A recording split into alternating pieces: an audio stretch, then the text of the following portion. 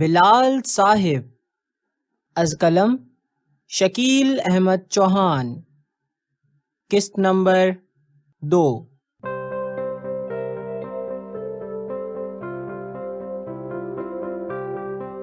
بلال، وہ ایک نام جو اس کی سوچ کی پتھریلی زمین پر پتھر پر لکھی ہوئی تحریر کی طرح نقش ہے، وہ نام جسے وہ اپنی زبان پر لانا پسند نہیں کرتی تھی، اب اس کی زبان کا کل اثاثہ ہے۔ وہ ایک ہی ورد جپتی ہے، صبح ہو یا شام، بہار ہو یا خزاں، اس کے ہونٹوں پر وہی ایک نام ہے، باقی سب کچھ وہ بھول چکی ہے۔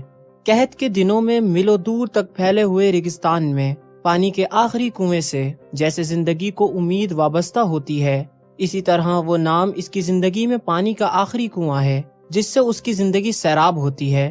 جس نام کا مطلب وہ پوچھا کرتی تھی اب اسی کا وظیفہ کرتی ہے، اور وہ نام ہے بلال۔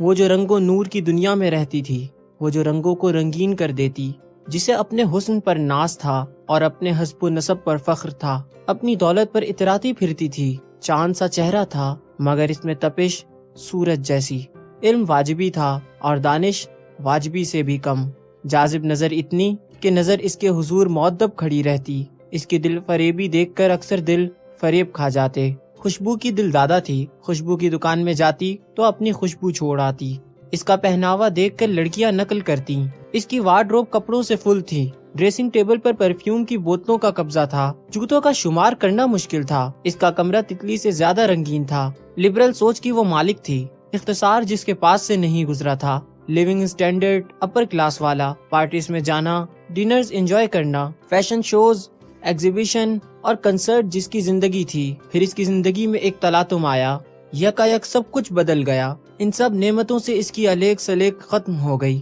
اب 12x14 کا کمرہ اس کا مقدر ہے اور یہی اس کی دنیا، ٹھٹرتی راتوں اور پگھلتی دوپہروں میں وہ اکیلی ہے، اس کا مال و متاع اس کے کسی کام کا نہیں رہا، وہ خالی نظروں سے دیواروں کو دیکھتی رہتی ہے جن کا کلر آف وائٹ ہے، سفید لباس میں ملبوس، جس سنگل بیڈ پر وہ بیٹھی ہے اس کا تکیہ اور بیڈ شیٹ بھی سفید ہیں، جنوبی دیوار کی جانب پشت کر کے وہ اپنے بیڈ پر آلتی پالتی مار کر بیٹھی، شمالی دیوار پر اٹیچ باتھ کے دروازے کے اوپر لگی ہوئی پینٹنگ کو دیکھتی رہتی ہے، شمالی دیوار پر باتھ روم کے ساتھ 4x6 کی کھڑکی ہے، کھڑکی کے نیچے ونڈو اے سی لگا ہوا ہے، اے سی سے پہلے بلیک لیدر کا لباس پہنے ہوئے ایک صوفہ پڑا ہوا ہے، بیڈ کے دائیں ہاتھ کمرے کا ایک داخلی دروازہ اور بائیں ہاتھ ایک سائڈ ٹیبل پڑا ہوا ہے، ایک ٹیوب لائٹ اور ایک سفید پنکھا ہے، کھڑکی پر لگے پردوں کا رنگ بھی آف وائٹ ہے، اس کمرے میں اگر کچھ رنگ ہیں بھی تو وہ اس پینٹنگ میں قید ہیں جس سے اس کی نظریں نہیں ہٹتی ہیں، وہ پینٹنگ رنگین تو ضرور ہے مگر تلاطم خیز موجوں میں پھنسی ہوئی ناؤ جس کا ماجی اسے چھوڑ کر جا چکا ہے اور وہ اپنی بقا کی جنگ لڑ رہی ہے، تنہا ماجی کے بغیر بقا کی جنگ لڑنا ناممکن سا ہے، یہ اس پینٹنگ کا مضمون۔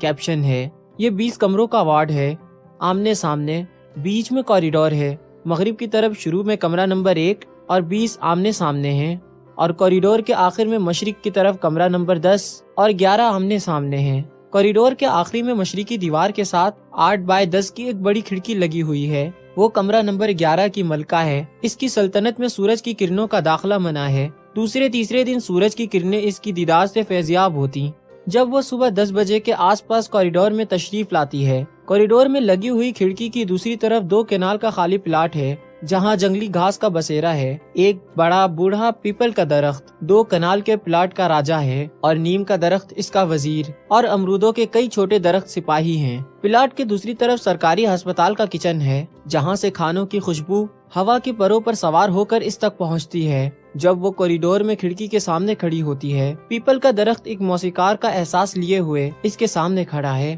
جو ہلکے سے ہوا کے جھونکے پر اس کو جھوم کر دکھا دیتا ہے، جبکہ نیم اور امرود کے درخت اس ہوا کے جھونکے کو محسوس نہیں کر پاتے، سورج کی کرنیں پتوں سے لڑتی جھگڑتی اور لوہے کی جالیوں سے بچتی بچھاتی اس کے رخساروں کا بوسہ لیتی ہے، وہ کمرہ نمبر 11 کے سامنے کھڑی ہے، ایک کے ساتھ ایک کھڑا ہو تو 11 بنتا ہے جسے وہ 2 کہتی تھی، 11 تو اسے اب بھی یاد نہیں، ہاں البتہ 11 کہنے والے کا نام یاد ہے، بلال بلال بلال۔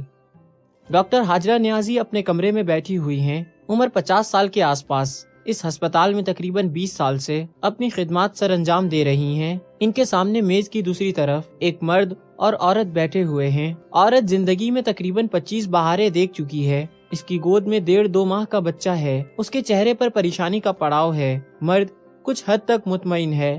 اپنے سامنے پڑی رپورٹس دیکھ کر ڈاکٹر ہاجرہ نیازی نے کہا، پہلے سے کافی بہتر ہے، اب میڈیسن کھا لیتی ہے۔ اور کھانا؟ عورت یکلخت بولی۔ اس کا پوچھنا فکر مندی ظاہر کر رہا تھا۔ پاس بیٹھے مرد نے اپنا ہاتھ اس کے کندھے پر رکھتے ہوئے کہا، انشاءاللہ وہ ٹھیک ہو جائے گی۔ اس نے اپنی طرف سے تشفی دینے کی پوری کوشش کی۔ دیکھو بیٹا، ہم صرف کوشش کر سکتے ہیں، ڈاکٹر ہاجرہ نے نہایت شگفتگی سے کہا۔ اتنے میں آفس بوائے چائے لے کر آ گیا۔ اس نے چائے کونے میں پڑے صوفہ سیٹ کے سامنے سینٹر ٹیبل پر رکھ دی۔ میڈم چائے۔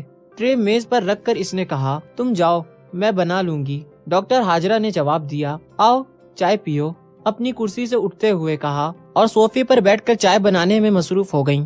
عورت نے اپنے اشکوں کو پلکوں کی دہلیز پر زبردستی روکا ہوا تھا۔ مرد نے اسے بازو سے پکڑا اور آنکھوں سے اٹھنے کا اشارہ کیا۔ وہ دونوں اٹھے اور ڈاکٹر ہاجرہ کے سامنے بیٹھ گئے۔ ان کے بیچ میں سینٹر ٹیبل پڑا ہوا تھا جس پر چائے والی ٹرے پڑی تھی۔ ڈاکٹر ہاجرہ نے چائے کا کپ عورت کی طرف بڑھا دیا۔ مرد نے خود اپنا کپ اٹھا لیا۔ چائے کا سپ لیتے ہوئے ڈاکٹر نے کہا، ریئلٹی یہ ہے کہ چانس تو ہے مگر بہت کم۔ I will try my best۔ Miracle کرنے والی ذات وہ ہے۔ عورت کی باڈی لینگویج ایک ہارے ہوئے کھلاڑی کی مانند تھی جو میچ ختم ہونے سے پہلے ہی ہار مان چکا ہو۔ میں ان سب باتوں میں بھول ہی گئی۔ تمہیں بہت بہت مبارک ہو۔ ڈاکٹر ہاجرہ نیازی نے دانائی سے موضوع تبدیل کر دیا۔ عورت کے چہرے پر ہلکی سی مسکراہٹ آ گئی، جیسے وقتی طور پر اس کے زخموں پر مرہم رکھ دیا گیا ہو اور اس کے غم کا مداوع کر دیا گیا ہو۔ کیا نام رکھا بیٹے کا؟ بغیر توقف کے ڈاکٹر ہاجرہ نے پوچھا۔ بلال محسن، مرد نے تفاخر سے جواب دیا۔ ڈاکٹر ہاجرہ نیازی نے حیرانی سے ان دونوں کی طرف دیکھا اور آہستگی سے کہا، پھر سے بلال؟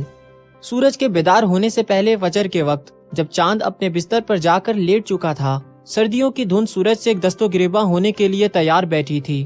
کمرے میں بڑی پرسکون خاموشی تھی۔ وال کلاک دن کے جاگتے ہی اور رات کے سوتے ہی اپنی آواز سے محروم ہو گیا تھا۔ پرانی وضع کا ایک سنگل بیڈ اور اس کے سامنے دیوار کے ساتھ ایک دیوان اس کا ہم عمر پڑا تھا۔ دیوان کے پڑوس میں رائٹنگ ٹیبل اپنی ساتھی کرسی کے ساتھ جلوہ افروز تھی۔ بیڈ کے بائیں جانب دیوار کے ساتھ لاسانی اور لکڑی کی بنی ہوئی ایک وارڈروب تھی اور اس سے پہلے بیڈ کے ساتھ کتابوں کا ایک خوبصورت آشیانہ تھا جہاں مختلف موضوعات کی سینکڑوں کتابیں محفوظ زندگی گزار رہی تھیں۔ ان کتابوں کو دیکھ کر قاری کی نفاست اور ذوق کا اندازہ ہوتا تھا۔ کمرے کا داخلی دروازہ جو کہ مغرب کی طرف تھا، دائیں ہاتھ اٹیچ باتھ روم تھا جس کا دروازہ داخلی دروازے کے ساتھ تھا۔ بائیں ہاتھ ایک دیوار تھی جس کے اندر والی سائیڈ میں سنک لگا تھا۔ چھوٹے سے کوریڈور سے گزرتے ہوئے بائیں ہاتھ میں ایک کچن تھا۔ اس کچن کی جنتا کم ہے۔ ایک چھوٹا سا fridge, sandwich maker, electric kettle اور چند چینی کی پلیٹس اور کرسٹل کے گلاس اور ایک جگ اور 4 بڑے خوبصورت مگ اور کچھ چمچے۔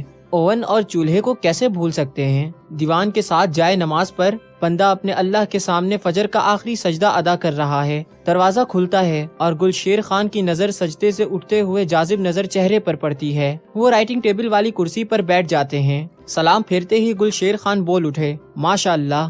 السلام علیکم خان صاحب، نمازی نے جائے نماز لپیٹتے ہوئے کہا اور اسے دیوان کے بازو پر رکھ دیا۔ گلشیر خان یکا یک بولے، وعلیکم السلام میری جان، کیسے ہو بلال بیٹا؟ اللہ کا شکر ہے، بلال احمد نے جواب دیا جو کہ نماز سے فارغ ہو چکا تھا۔ آپ کے لیے چائے بناؤں؟ بلال نے کہا۔ توبہ توبہ، تمہاری چائے تم ہی پی سکتے ہو، ہم دودھ والا چائے پیتا ہے، گلشیر نے جواب دیا۔ بلال کے چہرے پر ہلکی سی مسکراہٹ آ گئی۔ آپ کیسے تشریف لائے؟ کچھ کام تھا؟ بلال نے شائستگی سے پوچھا۔ بڑے صاحب آ گئے ہیں، میں بتانے کے لیے آیا تھا، گلشیر خان نے جواب دیا۔ ٹھیک 9 بجے ناشتہ ہے، جاتے ہوئے کہا۔ جی ٹھیک ہے، بلال نے ہولے سے جواب دیا۔ گلشیر خان کے جانے کے بعد بلال کسی گہری سوچ میں گم ہو گیا۔ تھوڑی دیر بعد وہ سوچوں کے سفر سے واپس لوٹا تو اس کی نظر وال کلاک پر پڑی جو اب خاموشی سے اپنا کام کر رہا تھا۔ دیر ہو گئی، اس نے خود سے کہا اور جلدی سے ٹریک سوٹ پہنا اور ململ کا کرتا لٹھے کا پیجامہ اتار کر واشنگ مشین میں ڈال دیا جو کہ بڑے سے باتھ روم کے ایک کونے میں پڑی تھی، اور خود جاگنگ کے لیے چلا گیا۔